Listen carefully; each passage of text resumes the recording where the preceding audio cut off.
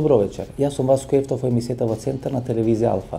Вие сте на вистинското место, почитувани гледачи, бидејќи во наредните 50 на минути и вие и јас имаме право да знаеме вистината. Како викат американците, не постои незавршена работа и ние во овој временски период, почитувани гледачи, гледаме како во една точка треба да бидат собрани или судрени три процеси: преговорите со Бугарија околу редефинирање на македонската историја, преговорите со Тирана или Тиранската платформа околу двоезичност на територијата на Република Македонија и преговорите со Грција околу името на државата Република Македонија. Тие три прашања се исклучително болни за македонецот.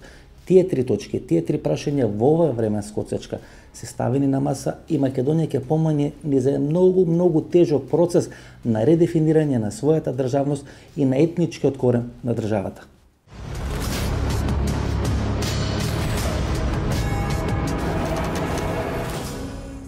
Во оваа емисија, почитувани гледачи, ние ќе се обидеме да ги отсликаме тие три болни процеси, многу болни за просечниот македонец, кога во една точка ќе бидат собрани промената на името, преговорите со Бугарија и Тиранската платформа. Всушност, ние сега ќе се сочиме со таа трета фаза на модерниот македонизам. Во последните 25 до 30 години Македонија помина низ две претходни фази. Првата фаза ја персонифицираше Киро Глигоров и таа негова срекни или несрекни изјави дека македонците се словени. Втората фаза живеевме последните 10 години, тоа е дека македонците се наследници на античките македонци и сега влегуваме во третата фаза на современ македонизам, кога и Зоран Заев и Али Ахмети ќе треба да бидат македонци.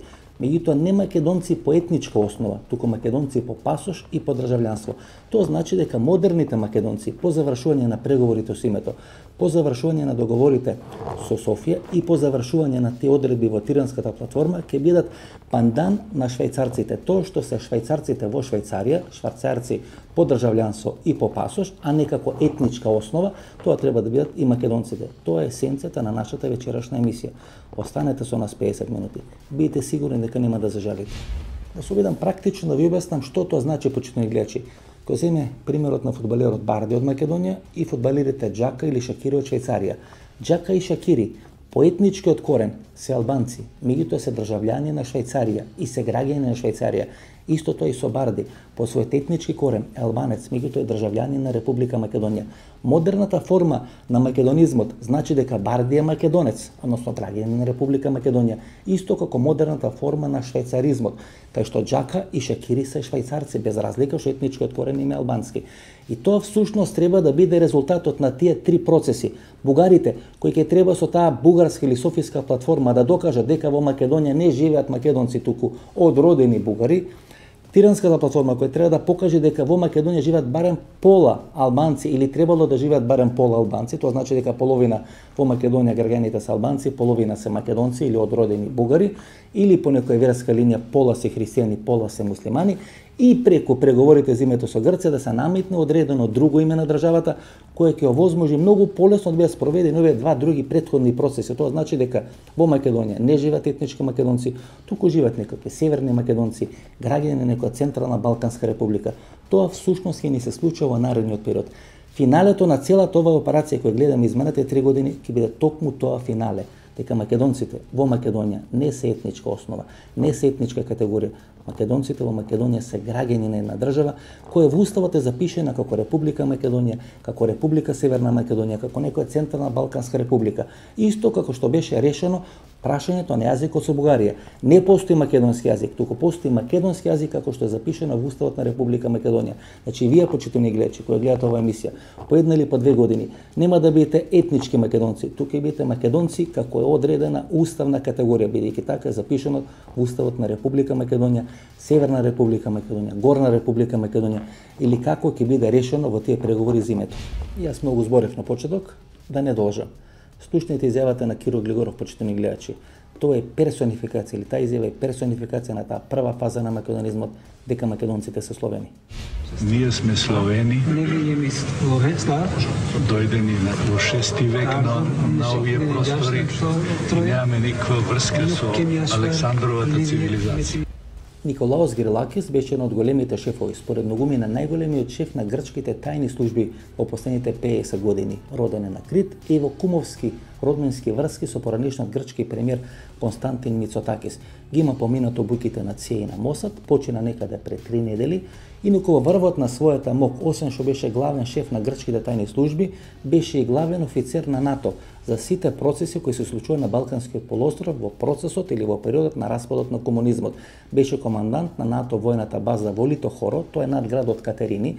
Ние интервјуто со господинот Грилакис го снимавме токму во градот Катерини и всушност сите тие тајни операции на ЦИЕ, на МОСАД и на НАТО структурите на Балканскиот полуостров некаде на крајот на 80-тите, почетокот на 90-те години бе реализирани токму преку господинот или генералот Николаос Грилакис. Сте имали ли блиска соработка со ЦИЕ на крајот на 80-тите години? Дали со помош на Грилакис американците рушат таа влада на Папандреу 1988 година, тогаш на власт доаѓа Мицотакис, бидејќи причината е дека Папандреу всушност не сака да го призна Израел, кој е стратешки партнер на американците. Дали имате тога соработка со ЦИЕ? Έχω από νεαράς ηλικίες εκπαιδευτεί από τη ΣΥΑ και από τη ΜΟΣΑΔ σε θέματα κατασκοπίας, αντικατασκοπίας, υπηρετούσα στην ΑΕΠ. Έκανα επιχειρήσεις και με τη ΣΥΑ και με τη ΜΟΣΑΔ. Και το 1878 με φωνάξαν και πήγα στην Αμερική και μου είπαν ότι αποφασίσαμε να τελειώνουμε με το ΠΑΣΟΚ, γιατί σχεδιάζανε την πτώση του υπαρκτού σοσιαλισμού. Μου είπαν ξέρουμε τι ρόλο παίζει στη Νέα Δημοκρατία και θέλουμε να συνεργαστούμε για να γίνει αλλαγή στο πολιτικό σκηνικό. Внимавајте на овој детаљ, почитани гледачи. Николаос Грилакис во соработка со ЦИЕ руши владата на Андреас Папандреу, тоа некаде 88-89 година. Знаете зашто е срушена владата на Папандреу? Бидејќи не сакаше да го признае Израел како стратешки партнер на Соединетите американски држави. И можеме да претпоставиме како се рушат владите ако во Грција владата на Андреас Папандреу, земја членка на ЕУ и на НАТО, беше така срушена, што останува за Република Македонија. Меѓутоа, за нашата приказна е исклучително важно да знаеме за каков човек или за каква тежина станува збор кога зборуваме за господинот Николаос Грилакис. Тоа е човекот кој беше главен оперативец на ЦИЕ и на МОСАД на Балканскиот полуостров. Господине генерале, кога прв пат сте дошли во Македонија? Το 1992. Дали тоа беше некоја тајна посета со некој од членовите на македонските тајни служби? Την εποχή εκείνη ήμουν σύμβουλος του Έλληνα Πρωθυπουργού για θέματα άμυνας και ασφάλειας και υπεύθυνος για τις διαβαλκανικές σχέσεις της κυβέρνησης. Дали таа посета беше тајна? Μυστική επίσκεψη. И со кого се сретна? Τα πρώτα διαστήματα όλες μου επισκέψεις ήταν μυστικές. И со кого се сретнавте во Скопје? Με κυβερνητικούς αξιωματούχους της εποχής. Συναντήθηκα με όλη την ηγεσία της κυβέρνησης. На почетокот на 1992 година Николаос Грилакис ги почнува тајните операции и тајните преговори со Република Македонија и со Скопје, кој што тоа го нарекуваат грците. Има повеќе од 10 или 15 тајни средби со високи функционери на македонската влада и на македонската полиција. На тапет е ставено името Слава Македонија или таа прва фаза на македонизмот, кој Киро Глигоров вели ние сме Словени. Тоа всушност отпочнува на почетокот на 1992 година. Која порака пренесовте во Скопје? Να είμαστε ρεαλιστές. Την Ελλάδα την ενδιαφέρει η βιωσιμότητα του κράτους της Λαβικής Μακεδονίας. Εάν δεν είναι βιώσιμο το κράτος της Λαβικής Μακεδονίας, βαδίζουμε προς Μεγάλη Αλβανία και Μεγάλη Βουλγαρία. Και η ελληνική πλευρά σε καμιά περίπτωση δεν θέλει ούτε Μεγάλη Αλβανία ούτε Μεγάλη Βουλγαρία. Внимавајте на две работи, почитани гледачи. Прво, тоа се преговорите околу името Слава Македонија. Агенцијата Дата Прес, која функционираше во рамки на системот НИК Нова Македонија, 92, 93, 94 година правеше перманентни истражувања на јавното мислење или каков е процентот на македонски граѓани кои би се согласиле со име Слава Македонија. Меѓутоа, многу поважна е втората фаза или тоа второ прашање кој било ставено на тапет на тие преговори помеѓу генералот Грилакис и македонскиот претседател тогаш, господин Киро Глигоров, а тоа е таа нова Слава Македонија или Република Македонија со сменето име да влезе во конфедерација со Грција, односно Република Македонија и Грција да формираат заедничка држава. Македонија би била конфедеративен дел на таа нова држава.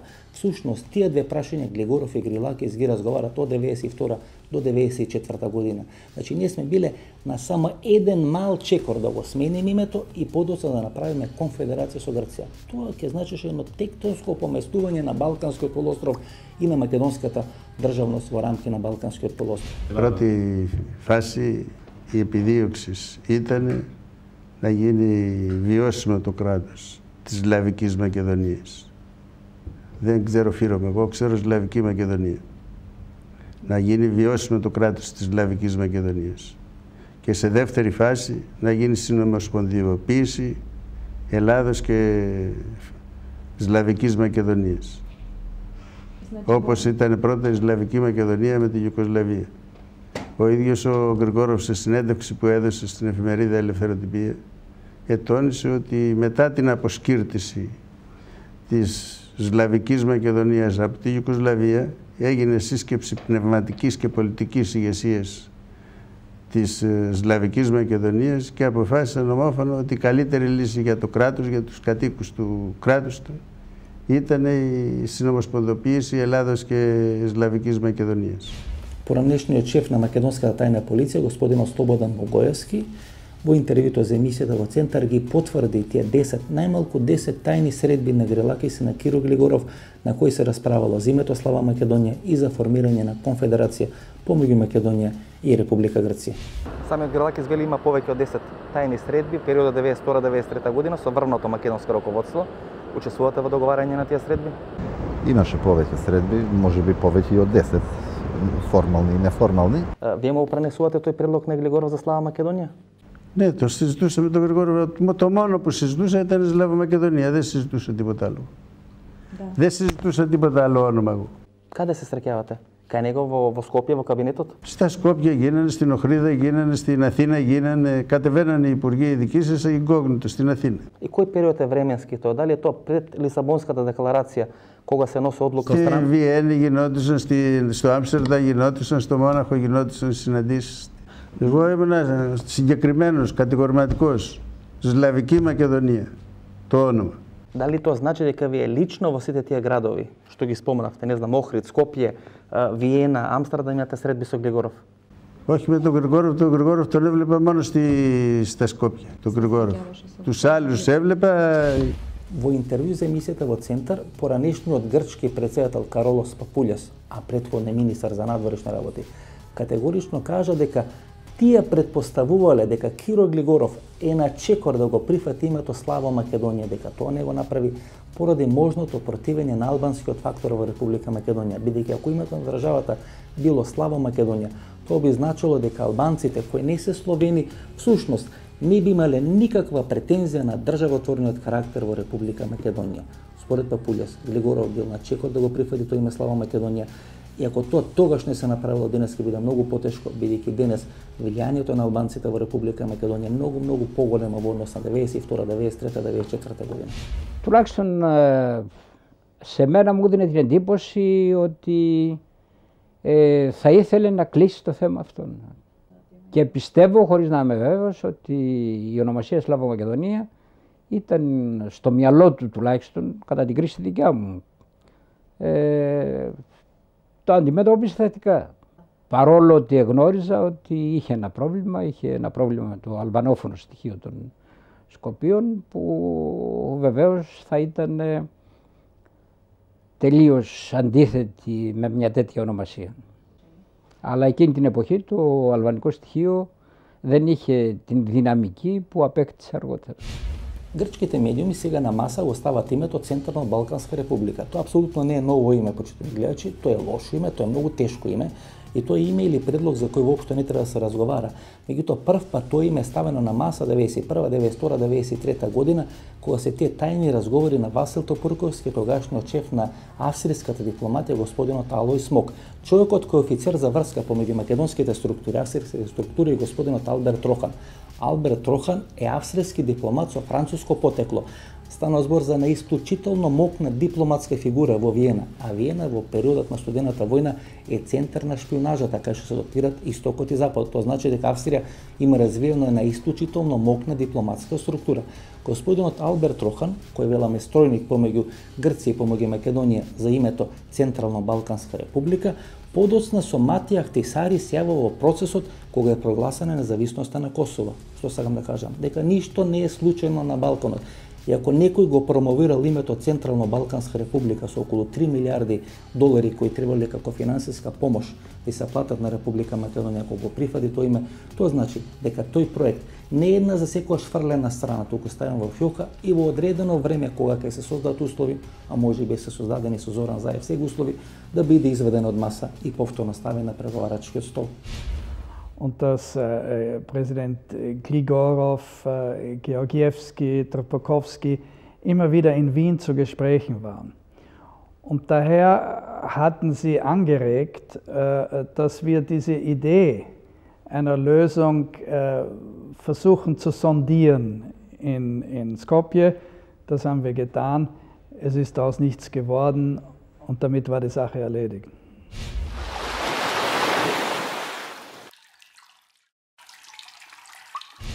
Двата најголеми играчи на македонската политичка сцена на крајот на 80-тите и почетокот на 90-тите години се Киро Глигоров и Васил Тупурковски. Киро Глигоров беше персонификација на словенскиот карактер на македонската нација. Васил Тупурковски е човекот кој го отвара процесот на антиквизација. По расколот со Киро Глигоров, тој заминува на студиски престој во Америка, има достап до сите документи на Конгресната библиотека во Вашингтон. Ја пишува книгата за Александар Македонски и го отпочнува процесот на антиквизација. Всушност, логистиката, таа бизнис империја која е застанала за Тупурковски на неговото доаѓање на власт 98 година е корпорацијата Алмако, која сега не постои. Алмако значи кратенка од Александар Македонски корпорација.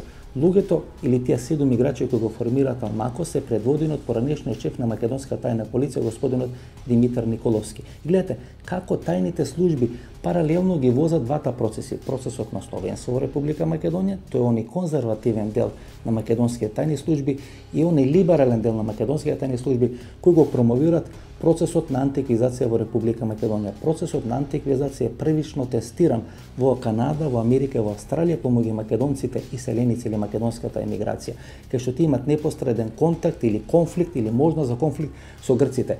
Тема или коска на разор помеѓу македонците и грците прашањето на античка Македонија или Александар Македонски. Некаде почетокот на 90-те години, кога тој либерален дел на македонската тајна полиција станува доминантен во македонските тајни или безбедносни структури, почнува да се отвара процесот на антиквизација. Првично, човекот кој го отвара тој процес е Васил Тупурковски. Зошто би и фабрикувале кривично дело против вас, кој вие сте веќе поразен политичар, кој веќе сте уништен политичар? Очигледно не сум. Кој може да се плаши уште од вас? Не сум, затоа што можеме да се вратиме на клучни инстанции на македонските работи. Ќе видите дека моите предлози се тие што одлучуваат за квалитетот на животот во Македонија. Земете го историскиот договор со албанците.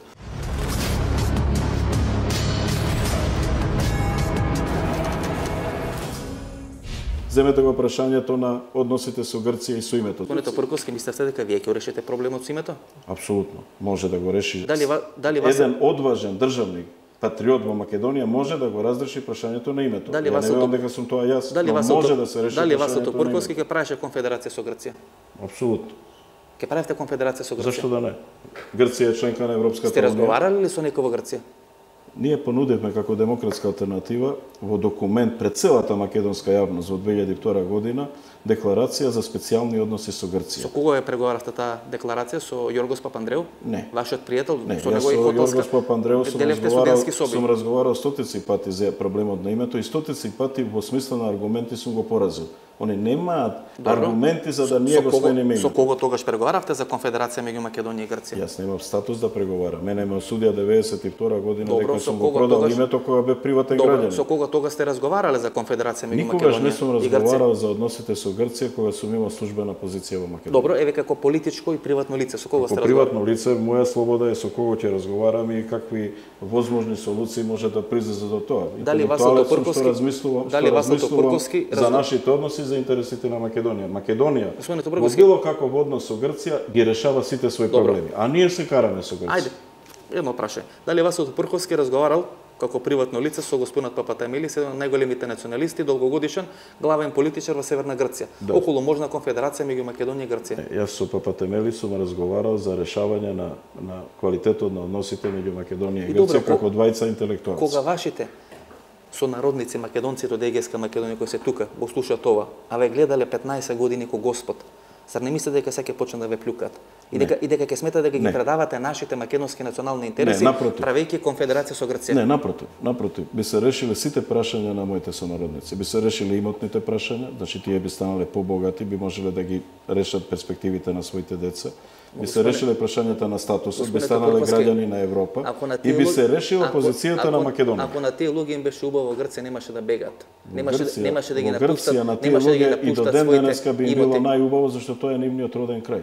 Јас не сум спремен да ви потпишам бланко дека може во моје име да преговарате за преме конфедерација со Грција. Дали би биле спремни ако си го повратите тоа што го имате во Грција, ако станете европски државјани во квалитетот на односите со Грција, ако станете побогати и ако можете на вашите деца да им обезбедите перспектива во 21-виот век, или ќе останете во 19-тиот век. Има одредени работи со кои не се тргува. А тоа е чувството. Тоа е чувството дека сум македонец и тоа е чувството дека седока гркот не е свесен дека јас сум македонец и сум тотално различен од тоа што они не прикажат. Да имаме специјални односи со Грција ако не се признае комплетниот статус на човечките права и на дигнитетот на македонците? Ја не мислам дека треба да имаме специјални односи, затоа ве прашам. Бидејќи такви преговори кои беа меѓу Грилакис и Глигоров околу името и околу одредени исто конфедеративни облици, јас исто ги осудив. Јас сметам дека ова држава веќе еднаш конечно мора да застане на свој ноце и да знае што сака. Оваа држава за да застане на свој нозе треба да ги реши прашањата на можниот татак по незиниот територијален интегритет. Да, ама ние господине Топурковски постојано се грчиме. Дали ќе правиме конфедерација со Грција, дали ќе правиме конфедерација со Бугарија, дали ќе правиме со Србија. А што е конфедерацијата, односно федерацијата со Европската унија? Тоа веќе сосема друга работа. А не воопшто друга работа, тоа е потполно истата работа. Најголем дел од сувереноста вие суспендирате кога одите во Европската унија. Најголем дел од вашата сувереност се решава за вашите работи во Брисел. Во таа Европа никој не ни спори територија, идентитет, јазик и нација. А сите овие соседи што ги спомнавме, по било кој основ ни спорат нешто од нашиот идентитет. Србите црква, бугарите јазик, грците територија име. Како мислите дека може да остварите специјални односи со Грција ако продолжи тој процес? Напротив, се решава. Се решава прашањето на движењето, се релативизира границата, се решава признанието на идентитетот, бидејќи инаку не може да имат специјални односи, и релевантно станува прашањето на името. Никој повеќе нема да ви го атакува името затоа што влегува во непосредни односи со вас. Во сите тие елементи е спасот на Македонија и некој мора да погледне во очи на тие можности. Господине Топурковски, па сега ми јасно зашто сте преговарале со Алој Смок пред 15 години, прв од македонските политичари за промена на името. Јас досега може да се сомнев дека вие сте преговарале, сега сум сигурен дека сте преговарале. Не бидете сигурни, бидејќи јас бев тогаш приватен граѓанин и не може да правам што сакам како приватен граѓанин. Вие сте разговарале за Централна Балканска Република Македонија и на маса биле 3 милиарди германски марки за да прифати Македонија да го смени името. Така е, меѓутоа не биле тоа преговори или разговори, тоа ми беше пренесено од овој земок и јас утедента тоа му го пренесов на председателот Глигоров. Бев приватен граѓанин. Бевте пратен од некого да преговарате со МОК или само иницијативно? Јас се видов само иницијативно се видов со министерот МОКот и сме пријатели. Тој се вратил од одмор во Грција, ми ги пренесе предлозите на тогашниот премиер Мицотакис, јас бев приватен граѓанин, ги примив, му кажав дека нема политичка сила што во тој момент може да ги прифати и му ги пренесов на председателот Глигоров. Значи господинот Топурковски, вие сите глупости ги правите како приватен граѓанин. Преговарате со Тајван како приватен граѓанин, делите кредити како приватен граѓанин, ќе правите конфедерација со Грција како приватен граѓанин и разговарате за промена на име како приватен граѓанин. И како приватен граѓанин. Ке ве молам, немојте повеќе како приватен граѓанин ништо да правите. И како приватен граѓанин и во секое службено својство сум потполно консеквентен. Патриот сум кој што на прво место ги става националните интереси, храбар и одважен сум да ги видам перспективите кај што не ги гледаат другите и да ги предложам без страв за мојата политичка кариера.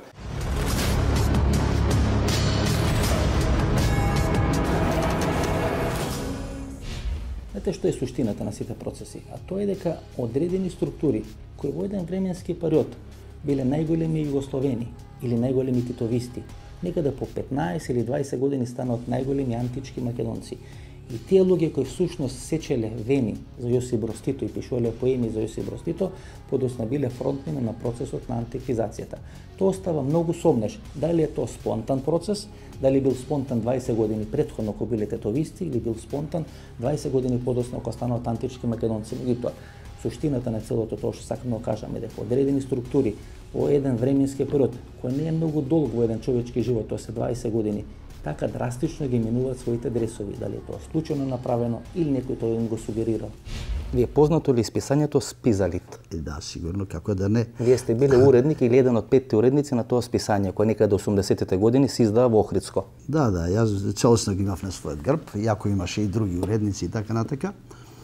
Заедно со моите пријатели, колеги, писатели од Охрид. Била дека вие сте го редактирали, сте го уредили, сте го напишале 5-тиот број на тоа списање, кој е посветен на 40 години од НОП и револуцијата во Република Македонија. Да, професор доктор Димитар Димитров имаше своја статија тука поголема, и многу ми навела дека сте биле подобар пишувач на поеми за Тито од Владимир Назор.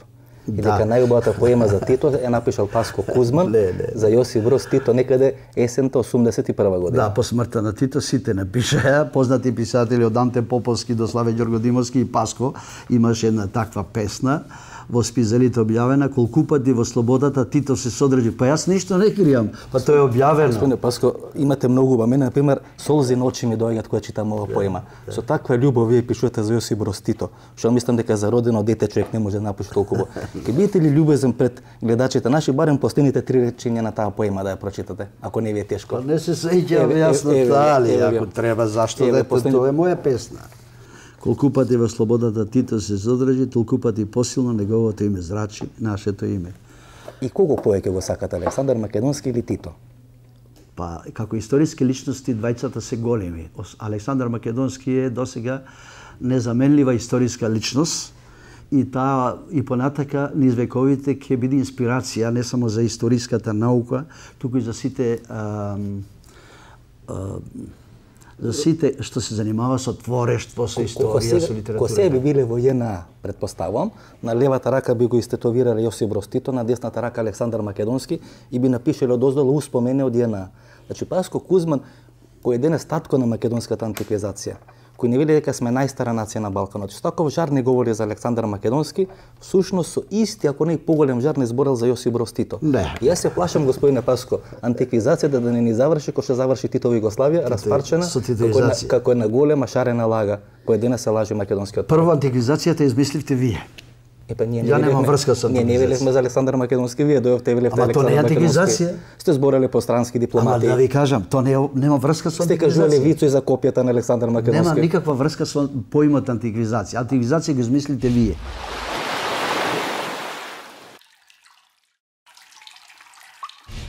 За да дојме до таа трета фаза на македонизмот, првата фаза Словени, втората фаза антички македонци и третата фаза македонци не по етничка основа, туку као граѓани на Република Македонија, беше исклучително важна тиранската платформа.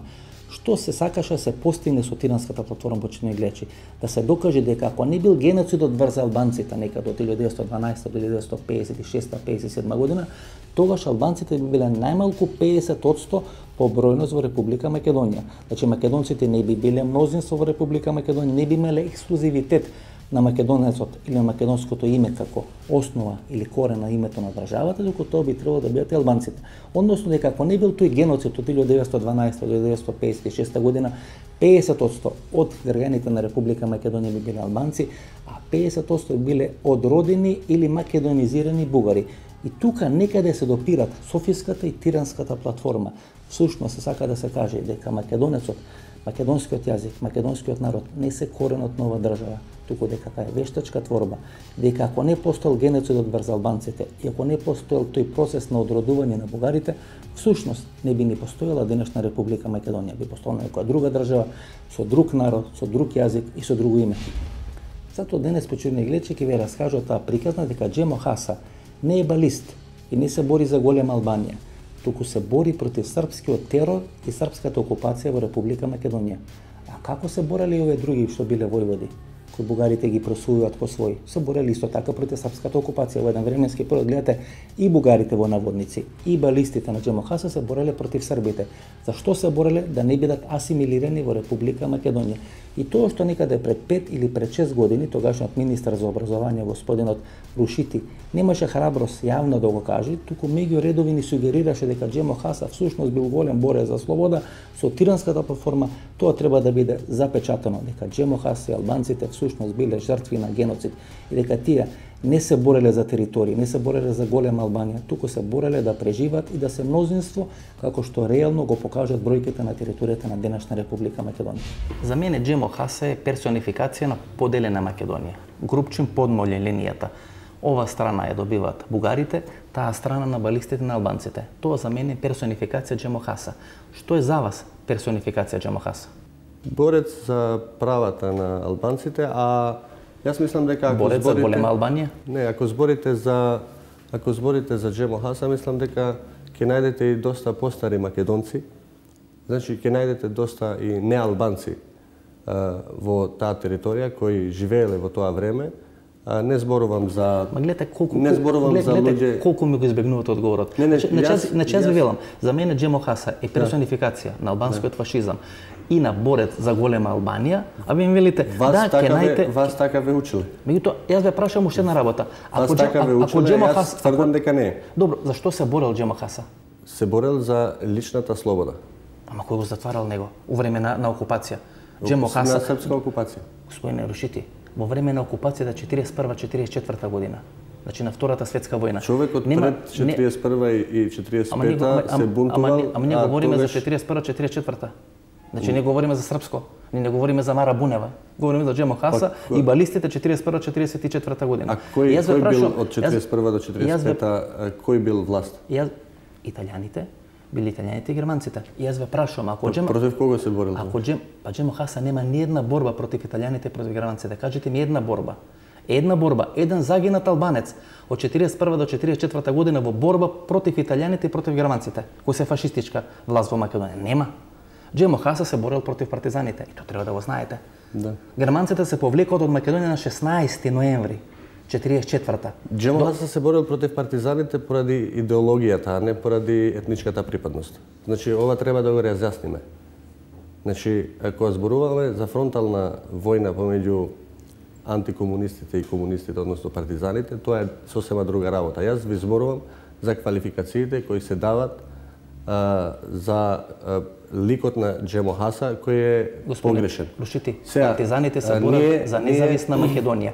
Ако партизаните се борат за независна Македонија и се борат против Джемо Хаса, зашто се бори Джемо Хаса? За голема Албанија. И на таков човек сакате споменик да му направиме во Гостивар? Се извинувам. Тоа е некоректно. Зар не ви е срам пред крвта на македонците кои гинат во битката со Джемо Хаса, вие да барате споменик на Джемо Хаса? Добро, сега во тоа време доста крв и на албанците се пролеело. Јас мислам дека треба од кого? Да се треба да се од разни страни. Тоа што се плаше пред 10 години или нема кураж да го кажат, всушност го кажа со Тиранската платформа. Со Тиранската платформа се кажуваат две работи, почитувани гледачи. Како прво, албанците се мнозински народ во Република Македонија или би биле мнозински ако не бил геноцид одврзнив од 1912 до 1956 година. И второ, дека албанскиот јазик е втор официјален јазик во Република Македонија. Значи, имаме два јазика. Македонскиот, кој за бугарите или за еден дел од албанците е вештачки или артифицијален јазик, како што ти велат, и албанскиот кој е природен јазик, кој го говорат сите албанци на Балканскиот полуостров. И што мислите? Кој ќе победи во таа битка помеѓу природниот јазик, како што е албанскиот, и вештачкиот јазик, како што е македонскиот? Добро, може лично да ја прашам, ама баш искрено сакам лично да ја прашам. Значи, Јукан Тарчуловски ја бранеше македонската држава. Направил тоа што направил во Љуботен, лежи 12 години во Хаг. Што мислите?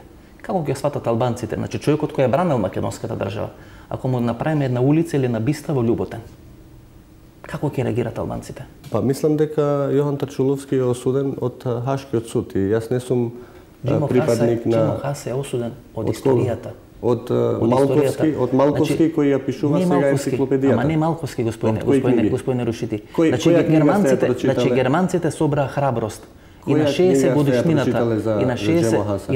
годишнината од денот Д отидоа и се поклонија и се откажа од фашизмот. Единствено албанците го величат Джемо Хаса кој бил фашист. Нема врска. Мислам дека албанците се генерално анти фашизмот. Слушнете ова изјава на бугарскиот министар за одбрана Красимир Каракачанов и потоа ќе искоментираме, почитувани гледачи. На практика тоа е проблем оддавна решен. Зашто 120.000 граждани на Република Македонија в тези 20 години поискаха българско гражданство. Всяка година околу 1000 момчета и момичета од Македонија идват и учат во български учебни заведенија. както известно, всеки четвърти гражданин на Република България, произхода му е от някъде от македонските земи. Според Каракачанов, секој четврти бугарин води потекло од Република Македонија, а дека македонците во Република Македонија од 44-45 година нааму се одродени бугари. И ако тоа го ставиме во контекст од Тиранската платформа, ние всушност ќе добиеме една ситуација дека во Македонија живеат бугари и живеат албанци, тие се некаде 50-50. Не се само 50-50 по етничка основа, туку треба да бидат 50-50 и по верска основа. Затоа исламската верска заедница посебно е фокусирана на две целни групи. Тоа се македонците муслимани или торбешите, тоа се ромите. Всушност преку муслиманизација или исламизација на тие две структури и преку можно увезување на некаде 100 до 150 илјади бегалци со потекло од Иран или Сирија на територијата на Република Македонија, треба по Македонија се постигнат две цели. Македонците се 50%, односно тоа се одродените бугари, албанците се 50%, христијаните кои се персонифицирани преку македонците се 50%, муслиманите кои се персонифицирани преку албанците, тоа треба да го обезбеди исламската верска заедница се 50%, односно Македонија нема да има ексклузивитет на ниту еден народ, на ниту една вера. Тоа треба да биде една хетерогена структура, која треба да биде стопена, треба да биде формирана една хибридна нација. Таа хибридна нација да нема етнички корени, туку всушност сите да бидат македонци по пасош и по државјанство. Да не се плашите дека нема толку бугари во Македонија колку што се дале бугарски пасоши. Јас не велам дека ние не сме готови да учествуваме во политичкиот живот на Македонија, но сме готови да учествуваме во една сосема друга концепција. Напред е партија да има колку сте. Не станува збор за етничка концепција. Да, ние можеби ќе учествуваме во политичкиот живот на Македонија, но не на база на етничка концепција. Добро, господин Николев, пред една година имаше парламентарни избори во Бугарија. На тие избори ви учествувавте како патриотички фронт во една коалиција и влеговте. Сега врз база на тоа Каракачанов е подпредседател на Бугарското собрание. Ке може ли пред македонската јавност да кажете колку гласови освоивте во Македонија? Во Македонија на парламентарните избори имавме 930, на европските имавме 935. Не, на парламентарните избори, кои што се многу битни за Има само две гласачки места и за жал Битола и Скопје и за жал мислам дека беа околу 300 гласа, 350 гласа. 207 вкупно гласови во Скопје. А може ли да кажете у Солун колку имаше гласови? Не можам да ви кажам, јас одговарав за Македонија. Јас ќе ви кажам, 601 глас во Солун гласале на тие парламентарни избори, а 207 во Скопје. На тие тешки пари кои ги фрла бугарската држава. Македонците се бугари, делите бугарски пасоши, правите ова, правите. Само 207 луѓе на парламентарните избори лани гласа. И што најинтересно, изгубивте у Скопје, ве победи ГЕРБ.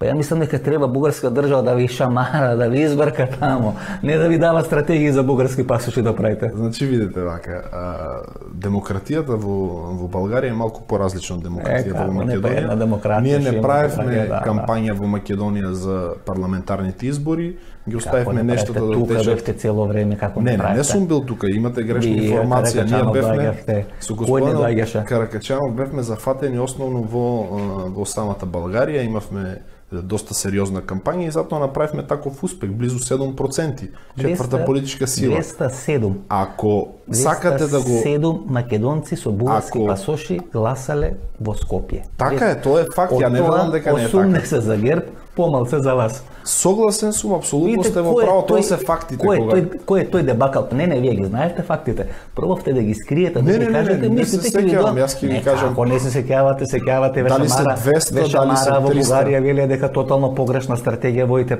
25 години во однос на Македонија. Не е така. Ние во моментот имаме едно прашање кое е клучно за нас. Да. Многу лесно и многу најмногу решивме второто прашање, тоа е македонско-бугарското прашање или македонско-бугарските односи. Па дури Каракачанов вели дека тоа прашање ќе биде архивирано или договорот ќе биде архивиран во Обединетите нации, што значи дека ќе биде под покровителство сега на Обединетите нации и тоа што е направено како договор помеѓу Софија и Скопје ќе служи како урнек за решавање на некој македонско-грчки. Видите сега, тоа се глупости. Да. Тоа се глупости пошо гледај сега Каракачанов сега да не збориме пошо добро го знам што му е просечниот тоа. Колку мозок има.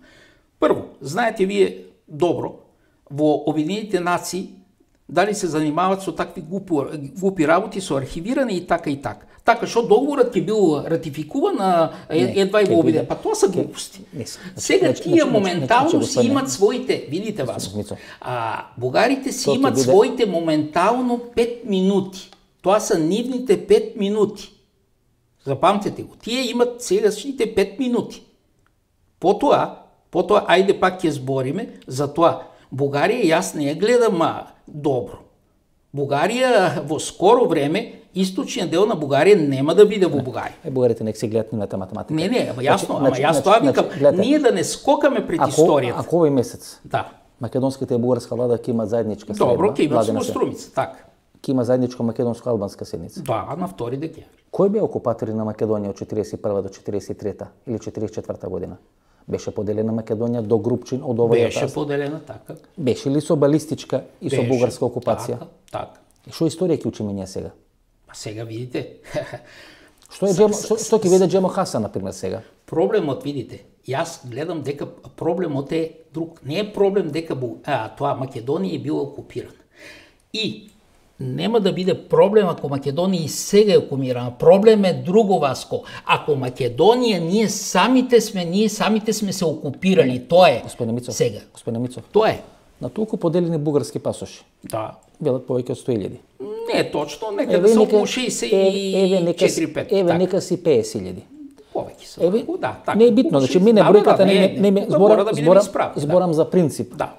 Нели е логично да направат бугарска партија во Македонија? Тоа е логично, се направи бугарска партија во Република Македонија. Ако имаме два крака на македонизмот, еден кој вели ние имаме словенско потекло, вториот кој вели ние имаме античко потекло, јас се плашам дека ние ќе влеземе во трет крак на македонизмот, кај што македонците нема да бидат етничка категорија, туку ќе бидат државотворна, односно ќе бидат по пасош, по државлjanство категорија во рамки на Република Македонија. Тогаш Барди, фудбалерот, ќе биде македонец. Не дека е македонец по род, туку македонец по пасош. Тоа е третиот крак на македонизмот, кој Лехмети и Зоран Заев мислам дека сега има задача да го реализираат во Република Македонија. Прашањето на името е во функција на тој трет крак на македонизмот. Добро, видите сега, ако се создаде бугарска партија во Македонија, тоа знаете што ќе значи? Дека другите се македонци. Така. Тоа не одговара на интересите на Бугарија. Тоа ви кажувам. Па точно така. Тоа е. А инаку, тие навистина со пасошите, тоа е проблем. Еве тие стратејски се обидуваат да решат проблемот и со бугарски пасоши во Албанија, да заокружат Македонија со наводни бугари, така, и така ако Македонија е окружена со наводни бугари, значи па што има внатре.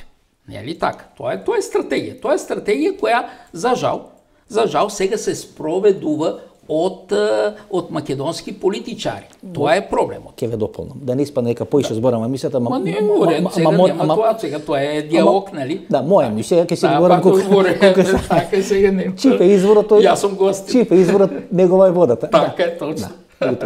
Се извинувам, видите. Ако видиме духот на она тиранска платформа. Да. Тамо всушност сака да кажат дека албанците би биле барем рамноправни по бројност во Република Македонија ако не бил геноцидот, кој бил направен до 56 година. Тоа е усвари духот на таа тиранска платформа. Од друга страна, бугарите не прават политичка партија во Македонија за да не покажат колку малку бугари има во Македонија, тоа значи дека сите македонци се бугари. И всушност во Македонија живеат албанци и живеат бугари, односно тие пола-пола држат Република Македонија по бројност. Ако не увезат 100-150.000 бегалци, тогаш и бројот на христијани и бројот на муслимани би се изедначил во рамки на Република Македонија. И тоа е есенцијата која ги врзува Софитската со Тиранската платформа.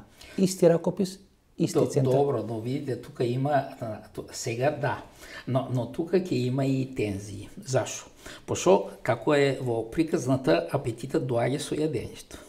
Сега албанците сакат албански на целата територија. Значи тие пред тоа, ако се били задоволни со Западна Македонија, сега веќе барат целата. Бугарите се ограбриха и во нивните, како кажав, 5 минути, тие исто така. Еве сега пред неколку денови во Дворецот на културата, пред Дворецот на културата во Софија ставиле овој лавот со тоа, со Састефанска Бугарија. Значи, и тие сакат целата. И едните и другите сакат целата. Ете, тука веќе има тензии. Инако, тие, да, пред тоа, да, западниот дел, тие источниот дел во ред. Ама сега сите сакат целата. И излегуваме како во пред Балканските војни. Кога и Србија, и Грција, и тоа сакаше, и Бугарија сакаше цела Македонија. И се судрија за тоа.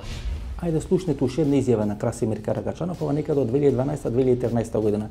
Исклучително битна изјава, затоа внимателно слушнете, почитани гледачи. Понеже в Македонија модерно да се обвинява ВМРО ДПМН, че били бугараши, бугарофили и провеждали бугарска политика, мога да кажа, че много хора од СДСМ също добре работеха с българските служби. Бидејќи исклучително битна ова изјава, ќе ја повторам уште еднаш. Што вели Каракачанов? Соработници на бугарските тајни служби има многу повеќе во СДСМ отколку во ВМРО ДПМН. Затоа уште еднаш слушнете изјавата. Ова изјава треба да ја биде врежена во глава. Ова изјава многу кажува, почитани гледачи. Понеже в Македонија модерно да се обвинява ВМРО ДПМН, че били бугараши, бугарофили и провеждали бугарска политика, мога да кажа, че много хора од СДСМ също добре работеха с българските служби. И е третата изјава на Каракачанов со која завршуваме со него, а тоа е дека всушност за структурите на ВМРО се внездени српските тајни служби, односно дека ВМРО е производ на српските тајни служби, а дека бугарските тајни служби изминатите 20 или 25 години прават све во одредени критични ситуации. Првата беше 2002 година, втората е сега 2016-2017 година, наместо да застанат за ВМРО ДПМН, што е било природно, застануваат за СДСМ, односно за партијата која всушност е изградена како наследничка на Сојузот на комунисти на Македонија и на Комунистичката партија на Македонија на две основи: борба против врховизмот бугарски и борба против балистите. Таа партија сега е така распостелена да може да овозможи и балистите да се на власт во Република Македонија, а и бугарите да може да ја протна таа своја историска приказна дека ние сме одродени бугари. Питайте го Мјалко, верно ли е, че од првиот ден на правителството на Груевски тој се распоредил всички операции на македонските служби спремо Србија да бидат прекратени? Задайте го този въпрос. Бугарите долго време работат на овој проект, а тоа е проект на влегување на бугарите на голема врата во Република Македонија. Тоа што сега го подпишуваат или го договарат Бојко Борисов и Зоран Заев, Бојко Борисов го говори уште 2009 година.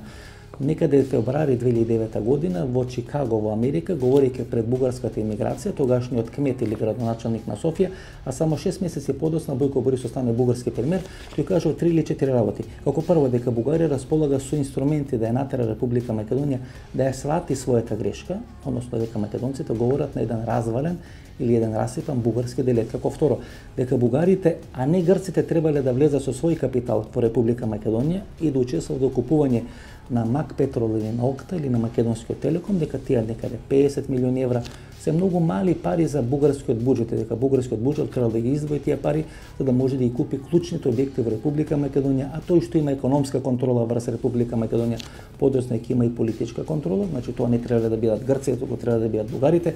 И како трето, дека Бугарија ќе направи све да ја начека и да ја дочека Македонија при нејзиниот влез во НАТО и ВЕУ, да ги наметни своите принципи. Тоа е наставот на Бојко Борисов пред бугарската имиграција во Чикаго февруари 2009 година. Значи 8 години подоцна Бојко Борисов тоа успева да го реализира. Го наоѓа Зоран Заев. Дали е инвестирано во Зоран Заев? Не знам, почитани гледачи, меѓутоа Зоран Заев ги прифаќа сите стојалишта на бугарската доктрина и стратегија и бугарите всушност сака денес во Република Македонија да бидат помокни од грците. Значи да се спречи грчкото влијание во Македонија преку инвестиции или политичко влијание, да се спречи тој обид или таа структура или таа доктрина на грците да се смени името на Република Македонија под интерес на грците, односно бугарите да наметнат својата доктрина, својата стратегија дека ние сме де факто одродени бугари. Битката на грците и на бугарите на територијата на Република Македонија се плашам дека полека почнува да добијат бугарите. Чекаа некаде 100 години после Балканските војни, добија премиер Бојко Борисов, ние добивме премиер Зоран Заев и бугарите ја реализира својата доктрина. На моје големо жалење.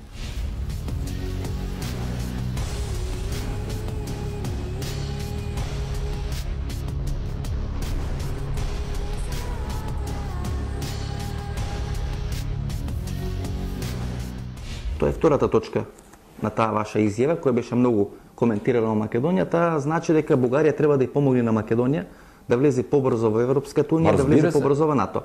Значи, тогава нема да има граница. Тоа е точно таа бугарска теза, паѓањето на Берлинскиот зид помеѓу двете бугарски држави. Тоа е таа теза за паѓање на Берлинскиот зид помеѓу двете Германии, помеѓу Косово и Албанија, помеѓу Република Србија и Белград. Тоа е тезата бугарска која во изминатите 15 или 20 години. Тя е европейската теза. Долго време размислав како да ја завршам оваа емисија, почитани гледачи, на крај одлучив дека ќе ја завршам со делови од интервјуто со внукот на големиот македонски револуционер Господинот Пере Тошев, човекот се вика Николај Тошев, е еден од најголемите противници на делувањето, функционирањето на Красимир Каракачанов во Бугарија. Слушнете изјавата и подоа ќе ја коментираме. Многу тешки обвинувања од вашата партија, од вашата организација на адреса на господин Каракачанов. Според едното обвинување, таа зграда на Пиротска број 5 е легло во Софија на проституција и на одредени игри на среќа, коцки, комари и така натаму. Според второто обвинување, ви велите Каракачанов нема ништо со македонското. Па дури му негирате дека е македонец по потекло, дека е влав некаде од околината, од околните села на Русе. И најсрамното и позорно, което беше в един определен момент, че там Каракачанов организира казино. Казино во таа зграда? Да, казино. А това е зградата, в която са стъпкали и са ходили и са ечали гласовете на най-светлите умове на ВМРО и на потомците на бежанците в България. Вие го обвинувате Каракачанов дека не е македонец по род и по потекло, дека е влав. Не само, че го обвиняваме, то това си е просто въпрос на происход. Што сакат да кажем, почитани гледачи? Дали е возможно еден влав со потекло од Бугарија, Каракачанов, еден влав со потекло од Албанија, господинот Еди Рама, со помош на некои власти во Република Македонија, кои се на врвни политички функции, можеби со потекло од Струмица, не знам, и други власти кои се исклучително важни во безбедносните структури, можеби се главни за бомбите кои му биле ставени на располагање на Зоран Заев, да може да ја кројат судбината на Република Македонија. Видите, ако тоа е така направено, тоа значи дека станува збор за една исклучително добро реализирано сценарио, за кој ние не сме биле свесни. И всушност стануваме свесни кога тоа сценарио е пред самата своја реализација. Овој го вадат од затвор. Добро. Го аболират за се оно што му направено. Го аболират за снимки, го носат на чело на влада, му дават бомби, прави што сака, односно велики име, ново име на државата. Овој го менуват од позицијата премиер. Му вадат милион афери. Ама чекайте сега, менуват го од позицијата премиер, па овој сам се менува од позицијата премиер. Ами што направи Санадер? Па што направи? Си поднес оставка, бидејќи не можеше да го издржи притисокот. Чекајте сега. Што се случи, господине Мицо, со Хрватска? Направи штетен договор со Словенија. Ама вие ми давате пример само за тие луѓе. Сега. Тие се клучни. Тие се клучни, ама тие се клучни. Ама и начело на ВМРО кај донесат човек кој ќе сака да го смени името. Јасно ли ви? Па ќе донесат. Ама тоа е проблем дека ние секако сме навикнати да ни донесат. Не ние да бираме, да ни донесат, да ни изберат. Тоа ти е. Уште во 90-та година, кога и создаването на ВМРО го донесоа Лјупчо Ѓорѓиевски, го донесоа Бранко Црвенковски за тоа, донесоа. Ете, тоа е проблемот, дека нас ни носат. Ете, тоа е проблем. Ние мора да се освестиме, не да ни носат, ние да бираме луѓе кои се спремни, не да крадат само, туку да бранат држава. Ние тоа не сме, уште не сме го сфатили, не смееме да созрееме до таму, или па не сме способни да созрееме. И за тоа стига така. И сите тоа дека го прашам, дека зборуваме сега во овој разговор, како сме донесени и така, па донесени сме за тоа што ние сами сме се донесовме. Сами сме се донесохме. И со 2001 и со 2004. Па не е ли срамно, бе? Не е ли срамно? 5-600 терористи 2001 цела држава малтретират и стигат до Скопје. Па во која нормална држава? Па во Африка нема да минат таа работа. Како не може? Војската седи, пошол од таму и кажали од НАТО немој да се месиш. Па како ги ми кажеш и другите, ама ќе ни бомбардират. Па добро бе, нека бомбардират бе. Зашо има некој кој да каже добро, сум спремен, бомбардирајте. Баги ви изнервирав. Ема не ме тоа. Станува збор за друго. За друго кое нашите, значи во голем дел, не можат да сватат. Држава се брани, таа не се, како некои викат, со пенкало ќе одбрани, со пенкало не се создава држава. И не се, тоа, и држава може да се уништи, ние ќе бидем првата држава која се уништила со пенкало и со доброволно, нали, тоа, со доброволно гласање и така натаму.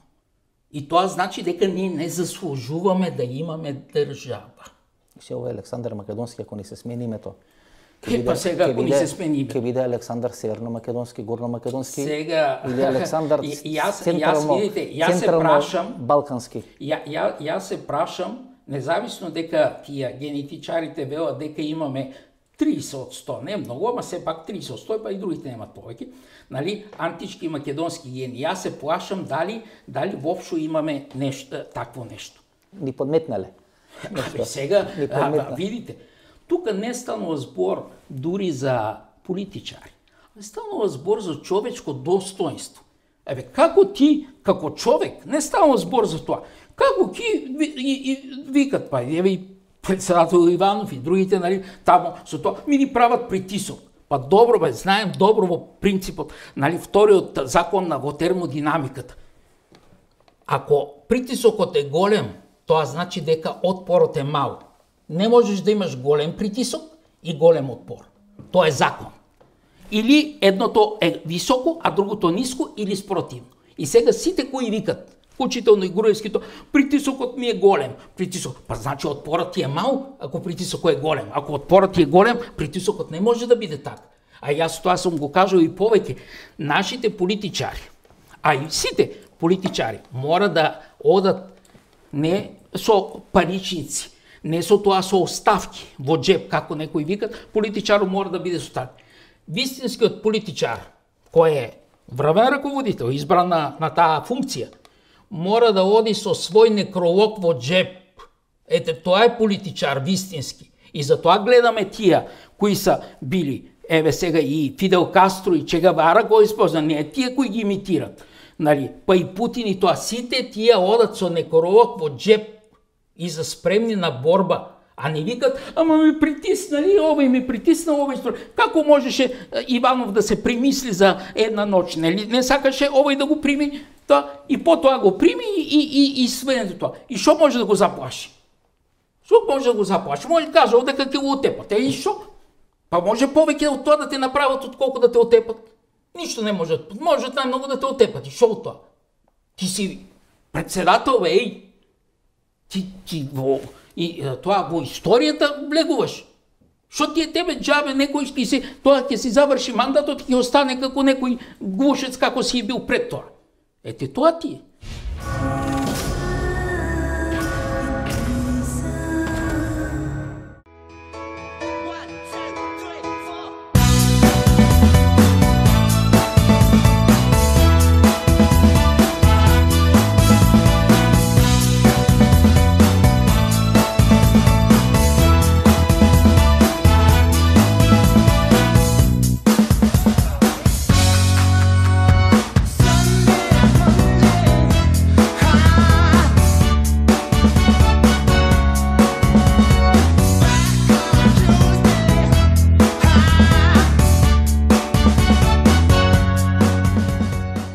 Врвот на светската медицина и во Македонија, патентиран во САД, студиски потврден на Penn State Универзитетот во Харвард, произведен во Германија.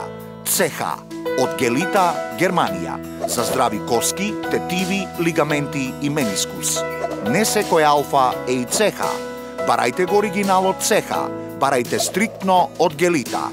Не секој алфа е и ЦХ. Избегнувајте фалсификати, барајте оригиналната ЦХ.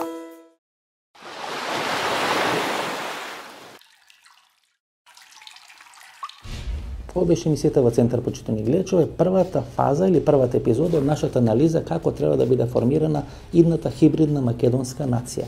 Станува збор за исклучително тежок процес во кој македонецот нема веќе да биде етничка категорија или нема да биде македонец како етничка категорија, туку ќе биде македонец како државјанство или како граѓанин на некоја идна Република Македонија, Северна Република Македонија или како или не ќе биде сменот името на државата. Наредната недела ќе биде втората фаза на нашата анализа како ќе биде реализиран или како се реализира целиот тој процес. Затоа ви закажувам ново дружење идната недела во истото ова време. Пријатно вечер, Македонија, каде и да си.